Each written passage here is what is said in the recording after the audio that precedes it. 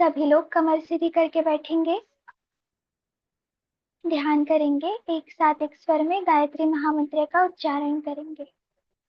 ओम भूर्भुवः स्वाहा तत्सवितुर्वरेण्यं भर्गो देवस्य धीमहि धियो यो नः प्रचोदयात्। ओम गुरुर्ब्रह्मा गुरुर्विष्णुः गुरुर्देवो महेश्वरा गुरुर्साक्षात् परब्रह्म तस्मै श्री गुरवे नमः। अखण्डमण्डलाकारं व्याप्तं येन चराचरं तत्पदं दर्शितं येन तस्मै श्री गुरुवे नमः। ओम श्री गुरवे नमः। आवाहयामि स्थापयामि ध्यायामि ततो नमस्कारं करोमि।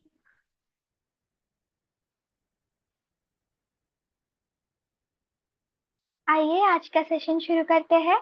जैसा कि आपको पता है, हम संकल्प शक्ति की प्रचंड प्रतिक्रिया इस पुस्तक का स्वाध्याय कर रहे हैं। कल इसका फर्स्ट सेशन था और आज हम इसका नेक्स्ट टॉपिक देखेंगे।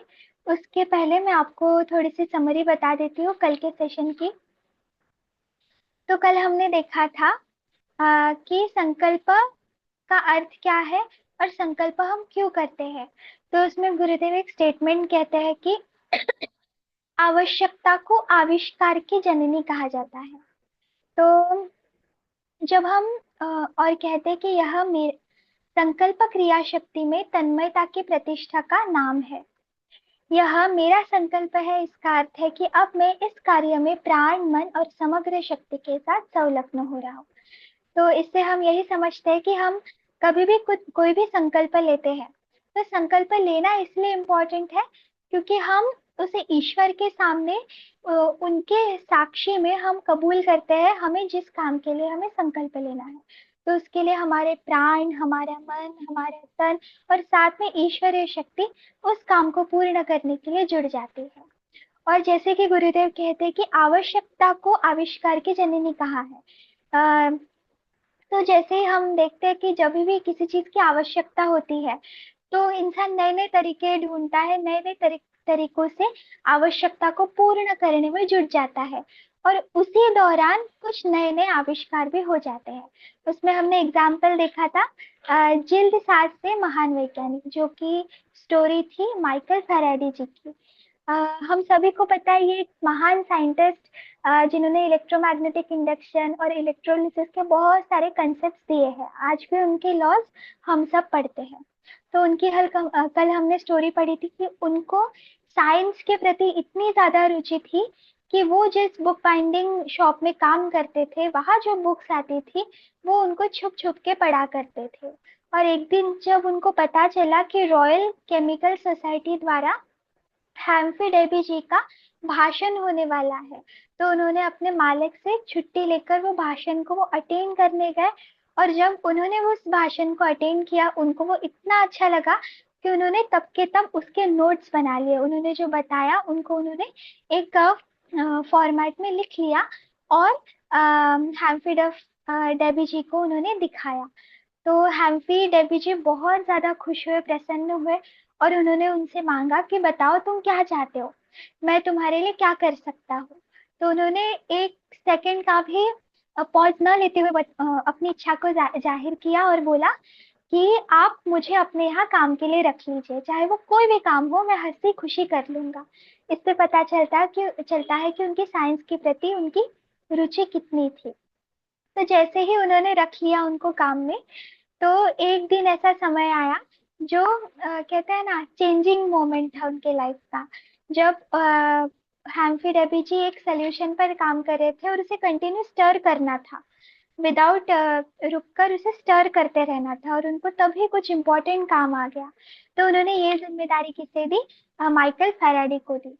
और माइकल फैराडे जी ने ये जिम्मेदारी बखूबी निभाई। उन्होंने रात भर, उनको नींद भी आ रही थी तो भी बिना पलक झपकते उन्होंने उस सोल्यूशन को स्टर किया।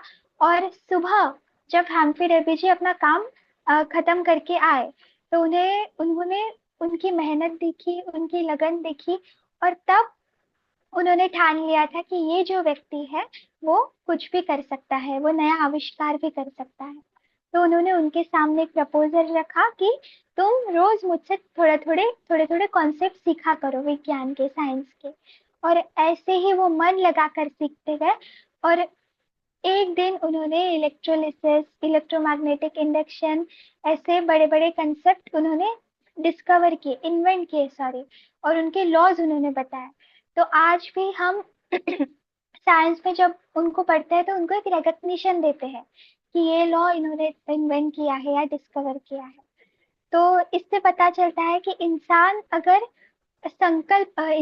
इंसान का अगर संकल्प मजबूत हो, उसकी मन की इच्छा शक्ति मजबूत हो, तो वो कोई भी काम क्रैश से कर सकता है। तो आइए, ये कल हमने, सानिका दीदी ने हमें ये स्टोरी बताई थी। आज हम नेक्स्ट पढ़ते हैं। स्क्रीन। सानिका दीदी, गुप्त मन की विराट शक्ति, पेज नंबर 9। जी। एक व्यक्ति था जो अपनी पत्नी द्वारा महामूर्ख कहा गया। अब यहाँ पे एक एग्जाम्पल वो दे रहे हैं। बुरी तरह तिरस्कृत और लांछित हुआ। बात उसके गुप्त मन में लग गई। उसे बड़ा बुरा लगा। उसने पत्नी को छोड़ा और बड़ी आयु में विद्या अध्ययन में लग गया। और दीर्घ काल के अभ्यास और अटल संकल्प के बल से वह संस्कृत का महाकवि कालिदास बना। तो यहाँ पे उन्होंने कालिदास जी के स्ट्रगल, मतलब स्टोरी का वर्णन किया है कि कालिदास जी पहले से ही महाकवि या उसमें एक्सपर्ट नहीं थे। उन्होंने जब उनके पत्नी ने उनको महामूर्ख कहा, तब उनको वो बात मन में लग गई और उन्होंने वो सीरियसली ले ली। और तब जाके उनको लगा कि मुझे तो महामूर्ख कहा गया है। तो उन्होंने वो साबित करते हुए अच्छे संकल्प के साथ दीर्घकालीन विद्या का अध्ययन किया और देन वो कालिदास, महाकवि कालिदास बने। समग्र भारत उसकी प्रतिभा और विद्या से चमत्कृत हो उठा। उसके गुप्त मन में काव्य शक्ति का बृहद भंडार छिपा हुआ था। देन उन्होंने फिर से एक एग्जाम्पल दिया है, जो है हमारे वाल्मीकि जी, जिन्होंने रामायण को रचा है। तो उनकी स्टोरी बताते हुए गुरुदेव कहते हैं कि वो एक डाकू था जिसकी जीविका का उपार्जन मुसाफिरों को लूटने और हत्याएं करने से चलता था। तो बहुत जनों को पता भी होगी वाल्मीकि जी की स्टोरी कि वो पहले एक डाकू हुआ करते थे। वो अपने बीवी बच्चों को मतलब उनके नीड्स पूरी करने के लिए वो डाकू का काम करते थे, लोगों की हत्या करते थे। और उससे उनको लूट कर जो उन्हें वस्तु या धन मिलता था, उससे वो अपने घर परिवार का पोषण करते थे। एक दिन एक मुनि उसकी पकड़ में आ गए। और उसने उन्हें भी मारना चाहा, पर उन्होंने विनीत भाव से उनको पूछा। अब वो क्या पूछते हैं? जिन व्यक्तियों के पालने के लिए तुम इतने व्यक्तियों की हत्या का पाप अपने ऊपर ले रहे हो, क्या वो तुम्हारे इस पाप में हिस्सेदार बनेंगे? जाओ और अपने परिवार वाले से पूछो। डाकू चला गया। उन्होंने उनसे क्वेश्चन किया कि जाओ पहले अपने परिवार से पूछो कि क्या वो तुम्हारा हिस्सा बांटेंगे तुम्हारे साथ, इस पाप का श्रेय भी लेंगे। तो वो घर गए। उसने यह बात पूछी, लेकिन उनका उत्तर सुनते ही उसका चेहरा उतर गया। उन्होंने अपनी वाइफ से ये बात पूछी थी कि क्या मैं तुम्हारे लिए इतने लोगों की हत्या कर रहा हूँ सिर्फ तुमको, तुम्हारा पोषण करने के लिए, तो क्या तुम मेरे पाप में भागीदारी बनोगी? तो उनको क्या उत्तर मिला? हम तुम्हारे आश्रित हैं, पाप पुण्य से हमें क्या प्रयोजन। उसे ज्ञान हुआ। वह बदल कर महर्षि वाल्मीकि बन गया। तो उनको एक्सपेक्ट था कि उनको उनके फेवर में रिप्लाई रिप्लाई मिले, पर उनको क्या रिप्लाई मिला कि ये तो आपका कर्तव्य है, आपका पाप हम क्यों भोगे, ये तो आपका कर्तव्य है, आपने हमसे विवाह किया है, आपके बच्चे हैं, और आपको हमें हम आपका हमें पालन पोषण करना ये आपका कर्तव्य है, तो हम क्यों आपके पाप को ले। तो जब महर्षि वाल्मीकि जी को ये बात समझी, तो उनकी ये गुप्त मन में लग गई और उन्होंने सब कुछ छोड़ दिया, वो बदल गए। और उन्होंने कड़े अध्ययन से वो महर्षि वाल्मीकि बने। उन्होंने रामायण जैसे काव्य की रचना की, ग्रंथ की रचना की, सॉरी। उसकी गुप्त शक्तियां यकायक खुल गई। उन्होंने संसार को अपनी बुद्धि से चमत्कृत कर दिया। इसी प्रकार न जाने कितने महापुरुष हुए हैं जिन्हें किसी मानसिक आघात या आकस्मिक झटके से अपने अपने गुप्त मन में सोई पड़ी गुप्त शक्तियों का ज्ञान हुआ।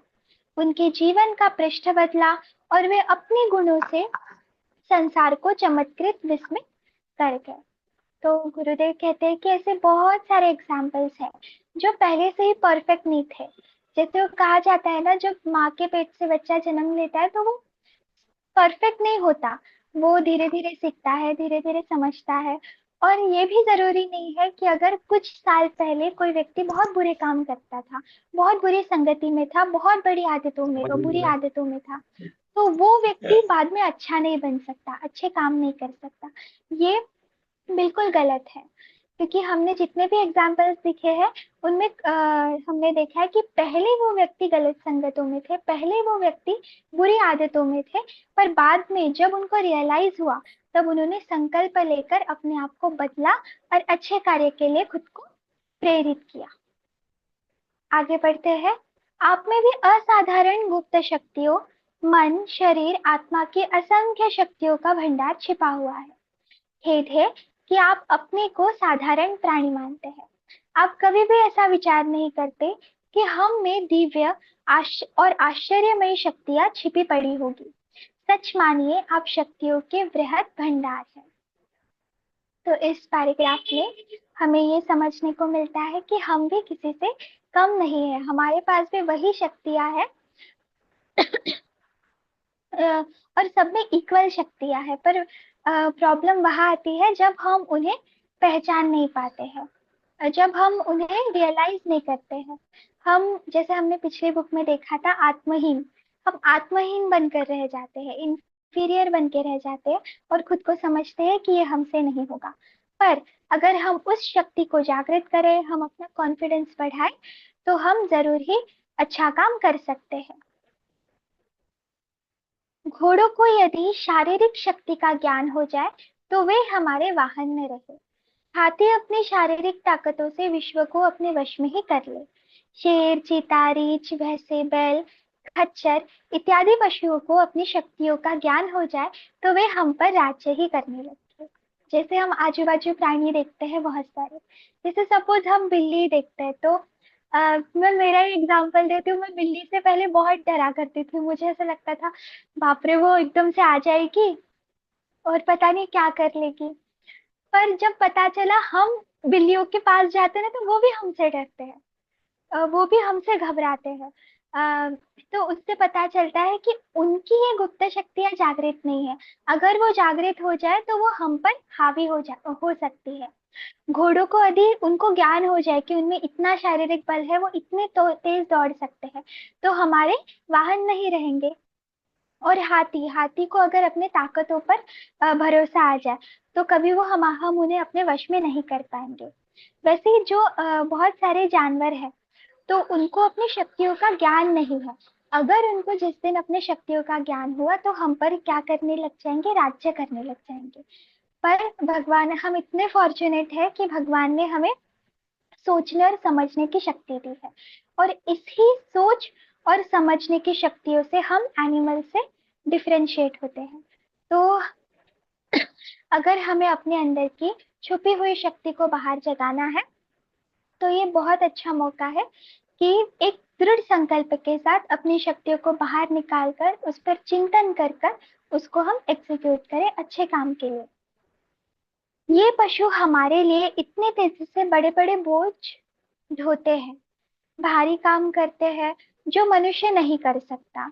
यदि वे सब अपनी शक्तियों को मनुष्य के विरुद्ध लगाए तो कदाचित ये हमें अपना वाहन बना सकते हैं, हमारे ऊपर सवारी भी कर सकते हैं। जैसे हमने पहले पैराग्राफ में देखा कि उनको उतना ज्ञान नहीं है, इसलिए हम उनका यूज कर लेते हैं।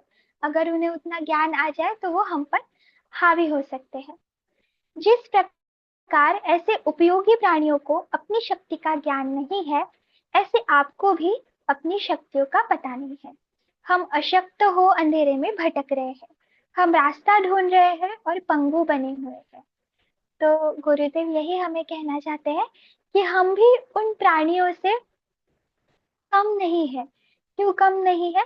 क्योंकि कहीं ना कहीं हमने भी वो शक्तियां अपने अंदर दबाई हुई है। हम खुद को बहुत ही कमतर समझते हैं कि हमसे कुछ हो ही नहीं पाएगा। पर अगर असल में हमने जाना, हमने प्रयत्न किया, हमने ट्राई किया, तो हम कुछ भी कर सकते हैं। हमारे लिए कुछ भी हार्ड नहीं है। यदि हमें अपनी शक्तियों का ज्ञान हो जाए तो हमें दुख, भय, चिंता, आपत्ति, शोक, द्वेष आदि का बिल्कुल भी भान न हो। ये दुष्ट मनोविकार हमारा कभी भी कुछ न बिगाड़ सके। हमारे स्वास्थ्य, मन और जीवन पर इनका कोई भी बुरा प्रभाव न हो। पर खेद ये है कि हम इन दुष्टों की आसानी से वश में आ जाते हैं। तो यहाँ वो हमें समझाते हैं कि अगर हम खुद के पोटेंशियल को जान ले, तो हमें ये जो बाकी चीजें जो अफेक्ट करती है हर बार, दुख है, भय है, स्ट्रेस है, एंजाइटी है, डिप्रेशन है, तो कभी कभी ये चीजें हमें बहुत बड़ी लगने लग जाती है, पर वो असल में बड़ी नहीं होती।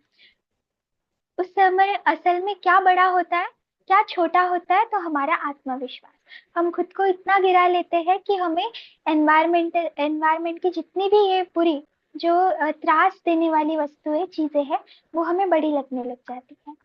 पर अगर हम अपना कंट्रोल इन पर पा ले, अगर हम अपने पोटेंशियल को समझ ले, तो ये बिल्कुल हमें छोटी छोटी लगने लगेगी। इसका इतना अफेक्ट हमारे लाइफ पर नहीं होगा।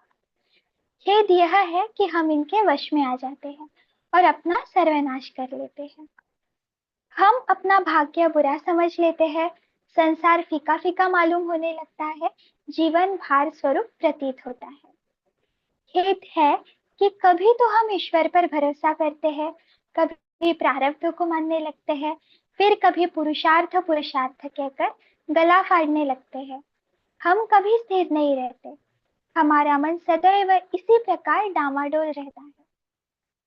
तो जैसे गहना कर्मणो गति ही, ये जो किताब हमने ली है फर्स्ट, उसके लास्ट लास्ट में गुरुदेव ने बताया है कि लोग अपने भाग्य को कोसते हैं, या फिर बहुत बार ऐसे होता है जब उनके हाथ में परिस्थिति होती भी है कि वो बदल पाए, तो भी वो अपने प्रारब्धों को दोष देते हैं कि ये तो मेरे प्रारब्ध ही है जिसकी वजह से मैं वो भोग रही हूँ। या फिर कभी कभी पुरुषार्थ पुरुषार्थ कहकर वो गला फाड़ने लग जाते हैं। हम पूजा पाठ भी करते हैं, पर जब अल्पकालिक और अस्थिर मन से करने के कारण धन दौलत या सिद्धि प्राप्त नहीं होती, तो हमारा विश्वास इन सब पर से उठ जाता है। जैसे उस दिन सानिका दीदी ने एक वीडियो भेजा था ग्रुप पर, चिन्मय भैया जी का था। उसमें उन्होंने बताया था कि गायत्री मंत्र बहुत सारे लोग करते हैं, और बहुत सारे लोग ऐसे सोचते हैं कि गायत्री मंत्र करने से कुछ नहीं होता। तो उन्होंने बहुत अच्छी स्टोरी बताई थी मजदूरों की, जहाँ एक मंदिर बन रहा था और 3 मजदूरों से एक व्यक्ति का सामना हुआ। तो पहले वाले जो मजदूर थे, उनसे एक ईंट गिर गई थी। तो अ, उन्होंने बोला उनसे कि भाई साहब आप संभल के काम कीजिए। तो एकदम से चिढ़ने लग गए और बोले कि क्रोधित होने लग गए, और उनसे उनकी मजबूरी व्यक्त हुई। दूसरे मजदूर थे, उनसे उनकी आ, मतलब उनका जो कह सकते हैं घर को उनको चलाना है, वो रीजन निकला। और तीसरे जो है वो भक्ति में मंदिर बना रहे थे। तो हमारे इंटेंशंस क्या है, हमारे चीजों के पीछे वो बहुत मैटर करते हैं। अगर हमारा इंटेंशन अच्छा है, हम पूरे मन से कोई काम कर रहे हैं, तो हमें उसका फल अवश्य मिलेगा। पर हम अगर आधे अधूरे मन से कर रहे हैं, तो निश्चित ही हमें उसका फल नहीं मिलेगा। ये जो एग्जाम्पल है, ये मैं फिर से एक वीडियो शेयर कर दूंगी, मैंने पूरा बताया नहीं है, थोड़ा मैं उसमें वो हो रही हूँ, पर आप ये जरूर डबल से सुनिएगा। ये बहुत अच्छा उन्होंने बताया था। वास्तविक कमजोरी यह है कि अभी हमें स्वयं अपने ऊपर विश्वास नहीं है। हम दूसरों को धनवान और शान शौकत से रहते हैं, देख उन्हें सुखी समझते हैं, पर यदि हम उन्हें अंदर से देखें, तो हमारे विचार बदल जाए। तो जैसे कि हम बहुत जो बहुत सारे लोगों के एक्टर्स आइडल्स होते हैं, उन्हें लगता है वाह कितनी अच्छे दिखते हैं, कितनी ग्लैमरस उनकी लाइफ है, उनके लाइफ में तो कोई टेंशन ही नहीं है, वो हमेशा हंसते खेलते और उनके पास इतना पैसा है। पर हम रियलिटी जानते हैं क्या? नहीं। अगर हम सोचे तो ज्यादा से ज्यादा आत्महत्या, ज्यादा से ज्यादा सुसाइड उन्हीं में से की जाती है। तो हमें जो बाहर से सुंदर लगता है वो रियल में अच्छा है या नहीं वो हम नहीं जानते। और कभी कभी हम बाहर के चकाचौंध में मिल जाते हैं। आप पूछेंगे कि लोगों के पास बहुत सा धन है, सुख है, इतना वैभव, बड़प्पन और अधिकार है, सॉरी, फिर भी दुख कैसे? उस पर ईश्वर की बड़ी कृपा है, पर हम पर प्रकोप या ईश्वर की अकृपा कैसे? हमारे पास ऐश्वर्य के साधन नहीं है और उसके बिना हम दुखी हैं, और उनके पास सब साधन है इसलिए वो सुखी है। यह आपका केवल भ्रम है। तो अभी हमने जो देखा कि हमें जो बाहर बाहर से दिखता है, उसके पास बहुत धन है तो वो सुखी होगा, अगर जिसके पास बिल्कुल पैसा नहीं है तो वो दुखी है। तो यह सिर्फ बाहर से एक भ्रम है। ईश्वर का इसमें कोई पक्षपात नहीं, ईश्वर कभी भी भेदभाव नहीं करते। ईश्वरीय शक्तियां, विपुल ताकतों, मानसिक, शारीरिक, आत्मिक संपदाओं का जो अंश उनमें है वही वास्तव में आप सब में भी मौजूद है। जो पोटेंशियल उनमें है वो हम में भी मौजूद है। यह याद रखिए कि सतत परिश्रम और एक लक्ष्य सिद्धि से ही भाग्य बनता है। तो यहाँ पर ही आता है संकल्प कि जब हम किसी काम के प्रति अपना पूर्ण समर्पण देते हैं, पूरी इच्छा से वो काम करते हैं, विदाउट एनी कंफ्यूजन या विदाउट एनी हाँ या ना, तो वो काम हमारा हमेशा सफल ही होता है। जनता की सतत इच्छा साधना से देश उठता है। इच्छा एक प्रबल शक्ति है जो अपना मार्ग खोज ही निकलती है। मूर्खों का प्रारब्ध का एक बहाना मात्र है। वास्तव में प्रारब्ध या तकदीर ऐसी कोई वस्तु होती नहीं है। तो गुरुदेव ये इसीलिए कह रहे हैं कि हमने प्रारब्धों को ही हमेशा एज ए रीजन नहीं देखना चाहिए। हमें प्रारब्ध से उठकर भी बहुत सारी चीजें होती है। जहाँ कार्य कारण का अटूट संबंध है, वहाँ प्रारब्ध और तकदीर मानना मूर्खता के अतिरिक्त क्या है? तो जहाँ हम खुद से परिस्थिति को बदल सकते हैं, परिस्थिति को चेंज कर सकते हैं, या अगर हमें कुछ लक्ष्य पाना है तो उसके लिए मेहनत कर सकते हैं, तो तब हमने प्रारब्ध या तकदीर को दोष देना नहीं चाहिए। जिसे विचार करने का मार्ग मालूम नहीं है, जो प्रत्येक कार्य के पीछे काम करने वाले कारण को नहीं जानता है और जीवन के तूफानों से सदा डामाडोल रहता है, वही अपने कल्पित भूत प्रेतों और जीवन के तूफानों से सदा डामाडोल रहता है। वही अपने कल्पित भूत प्रेतों और बुरे ग्रहों का दास बना रहता है। तो यहाँ पे गुरुदेव कहते हैं कि जिसे विचार करने का मार्ग मालूम नहीं है, जिसे पता ही नहीं है कि हमें किस हिसाब से विचार, किस हिसाब से हमें मार्ग निवड़ना है, कैसी हमारी चॉइस रहनी चाहिए, तो वो व्यक्ति हमेशा कोई ना कोई रीजन देते हैं और और कहते हैं कि हमारे एक तो ग्रह अच्छे नहीं चल रहे हैं, या हमने पिछले जन्म में इतने बुरे कर्म किए हैं, या तो हमें ये भोगना पड़ रहा है। तो ये सरासर गलत है। जब हमारे हाथ में परिस्थिति होती है तब हमें पूरा 100% ट्राई करना चाहिए कि हम उस परिस्थिति को कैसे सुधार सके। अब हमने एक टॉपिक पढ़ लिया है, ये मैं थोड़ा सा पढ़ती हूँ क्योंकि हमारे पास 10 मिनट है, शायद से 5 मिनट पढ़ती हूँ, फिर 5 मिनट हम इस पर डिस्कशन करेंगे। संकल्प ने परिस संकल्प ने परिस्थितियों को परास्त किया। अब यहाँ पे वो एग्जाम्पल देते हैं। अंग्रेजी के प्रसिद्ध लेखक Pratiksha. Sir Walter Scott. Pratiksha. जी आंटी जी।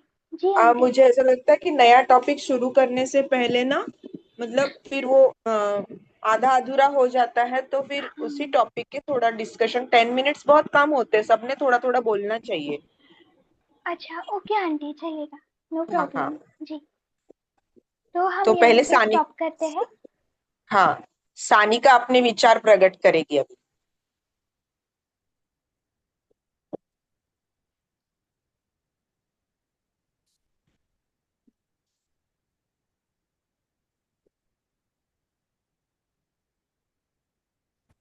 जय गुरुदेव सभी को। आवाज आ रही है मेरी सबको? हाँ, आ रही है। तो जैसा कि अभी प्रतीक्षा दीदी ने हमें एक्सप्लेन किया कि हमने कल जाना था कि सबसे पहले संकल्प क्या होता है, संकल्प की क्या शक्तियां हैं। और संकल्प मतलब एक फर्म डिसीजन जो हमें किसी भी चीज से जोड़ के रखता है। जब तक संकल्प नहीं लेंगे तब तक आगे की प्रोसेस हम कर ही नहीं सकते। तो वैसे ही हमने आज एक नई स्टोरी सुनी जिसमें बताया था कि जो महर्षि वाल्मीकि थे, वो पहले उनको उन्हें पहले महर्षि नहीं बोलते, उनको बस पहले वाल्मीकि बोलते थे। तो वो चोरी डकैती करते थे उनके परिवार का पेट पालने के लिए।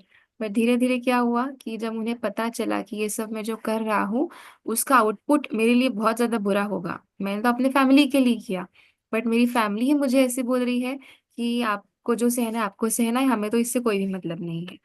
तब उन्होंने असली जिंदगी को जाना और उन्हें तब तब उन्होंने खुद की शक्तियों को जाना। तो जब उनमें वो शक्ति जगी, जब उनमें वो इच्छा पैदा हुई कि हाँ मैं भी कुछ कर सकता हूँ, या मैं ये सब क्यों कर रहा हूँ, जब भगवान ने इतनी सुंदर जिंदगी दी है तो क्यों हम टाइम पास में वेस्ट करें, क्यों हम आलस करें, क्यों हम किसी चीज को टालते रहे। हमें हर चीज को देखते हुए सामने जाना है। तो इसके लिए सबसे इम्पोर्टेंट है इच्छा। जब तक इच्छा नहीं होगी तब तक हम कुछ भी नहीं कर सकते, ये हर चीज के लिए लागू होता है। सेम पढ़ाई के लिए, जब तक हमारा मन नहीं करता, जब तक हमारी इच्छा होती है तब तक हम लोग पढ़ते नहीं है। तो सबसे इम्पोर्टेंट है इच्छा। जितनी इच्छा शक्ति स्ट्रांग होगी उतना ही ज्यादा हम सामने जाएंगे। तो और इच्छा शक्ति को स्ट्रॉन्ग करने के लिए हमें मेडिटेशन और ध्यान करना ही चाहिए। हम हर सेशन में डिस्कस करते हैं मेडिटेशन और ध्यान के बारे में, पर आज तक किसी ने करके देखा या बहुत सारे लोग स्वाध्याय में जुड़े हैं, तो क्या हमने सच में मेडिटेशन का मतलब जाना है? या अगर हमने जाना है तो हमने लोगों को उस तक पहुंचाया है कि सच में ध्यान और मेडिटेशन होता क्या है, उन सब चीजों से होता क्या है? तो जब तक ट्राई नहीं करेंगे तब तक हमें समझ में नहीं आएगा। तो आज का स्वाध्याय इसी के ऊपर था कि हमें हमारे कर्म के ऊपर भी ध्यान देना है, और इच्छा शक्ति हमें मजबूत करने के लिए थोड़ा समय लगता है, बट धीरे धीरे समय के साथ वो हो जाती है। तो और किसी को कुछ बोलना है या कुछ बताना है या शेयर करना है तो आप कर सकते हैं। हाँ, रंजना दीदी जो जुड़ी है, रंजना दीदी आप बोलेंगे कि आज के स्वाध्याय से आपको क्या समझ में आया।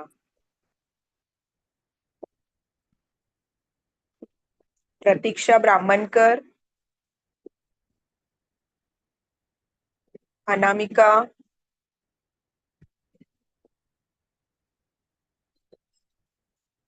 आप लोग थोड़ा थोड़ा प्रयास करिए, थोड़ा सा बोलने का, मतलब उससे क्या होता है, ये अपना ही मंच है।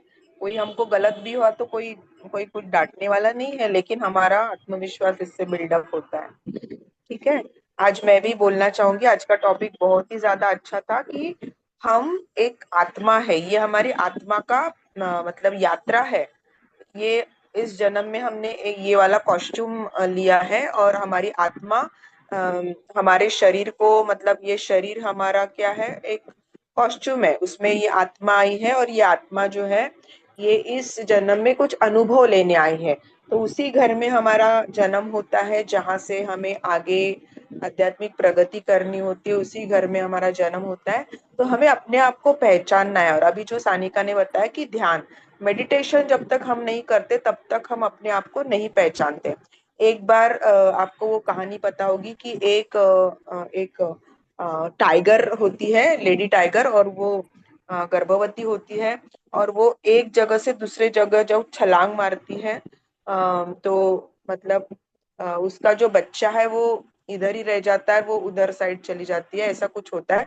और फिर वो बच्चा जो है जंगल में जो भेड़ बकरी है उनके साथ चला जाता है, और वो छोटा सा बच्चा भेड़ बकरियां जैसे करती है वैसे ही वो करने लगता है, वो भूल जाता है कि वो एक शेर का बच्चा है।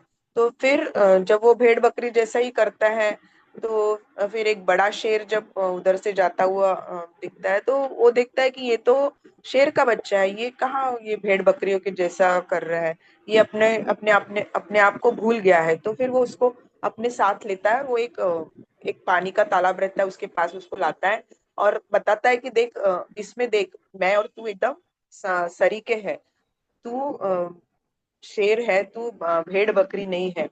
तो फिर उसको अ, अपने वो समझ में आता है उसको कि मैं भेड़ भेड़ नहीं हूँ, मैं बाघ का बच्चा हूँ। और फिर ये शेर जो है बहुत अच्छे से दहाड़ के दिखाता है, तो वो भी दहाड़ता है, तो इस तरह से वो समझ उसको अपनी शक्ति की पहचान होती है। तो इस तरह से गुरुदेव ने जो कहा है ना कि मनुष्य एक भटका हुआ देवता है, मनुष्य के अंदर सब कुछ है, मनुष्य की आत्मा में, क्योंकि हम परमात्मा के अंश है, तो परमात्मा अगर सर्वशक्तिशाली है, परमात्मा के अंदर सब कुछ चीजें है, तो हमारे अंदर भी वो विद्यमान है।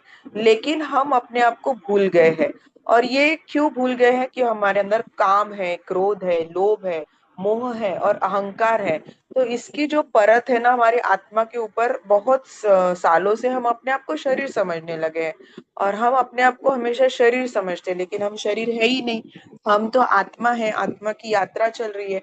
लेकिन हम अपने आप को, क्योंकि ये सारी जो परत हमारे इसमें है, तो ध्यान करने से ये परतें जो है ये दूर हो जाती है, और फिर हमें अपना रूप दिखने लगता है कि मैं एक चमकता हुआ सितारा हूँ, जो आज्ञा चक्र में स्थित हूँ, जहाँ पे पिट्यूटरी ग्लैंड के पास मेरा वास्तव्य है, और मैं ये शरीर से भिन्न हूँ, और मैं सिर्फ यहाँ पे अनुभव लेने आया हूँ। तब मनुष्य धीरे धीरे धीरे धीरे फिर उसका मतलब आत्मविश्वास, आत्मा की शक्ति बढ़ती जाती है, और वो जीवन में जो कुछ पाना चाहता है वो पाता है। लेकिन परम पूज्य गुरुदेव हमें बार बार यही कहना चाहते हैं कि आप बहुत शक्तिशाली हो, आप में सब कुछ विद्यमान है, लेकिन बस आप भूल गए हो। तो उसको हमें जागरूक करना है। और आप लोगों ने वो पिक्चर देखा होगा, द सीक्रेट में वही बताया कि अट्रैक्शन का सिद्धांत होता है, आप जिस चीज को अट्रैक्ट करना चाहते हैं, तो ये जो यूनिवर्स है ये आपको देने के लिए तैयार है। लेकिन बस आप अट्रैक्शन का वो सिद्धांत जानो कि आपकी थॉट प्रोसेस, आपको क्या करना है, वो आप जैसे जैसे यूनिवर्स से मांगेंगे, यूनिवर्स आपको देता हुआ चला जाएगा। तो इस तरह से हमें मांगना है, भगवान से मांगना है, यूनिवर्स से, और हम जैसे सोचेंगे वैसा ही हम कर सकते हैं, इस पर विश्वास रखना है। मैंने आप लोगों को एक बहुत अच्छा मैंने आप लोगों को एक बहुत अच्छा वीडियो भेजा है, वो उनका नाम है मोहित गुप्ता, डॉक्टर मोहित गुप्ता।